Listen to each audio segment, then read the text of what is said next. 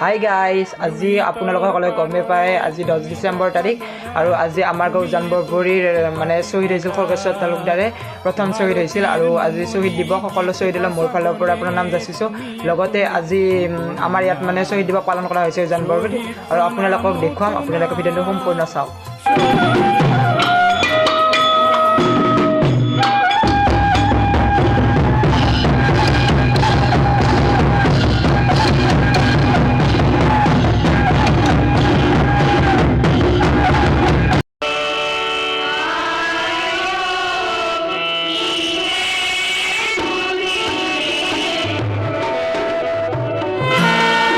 লুইতৰ পাৰৰে তুমি দেখালো না, তুমি এতো বুকু পাতি দিলা। ভাৰতীৰ নুমলী জীক বচাবলে তুমি এতো মৃত্যু বৰিলা।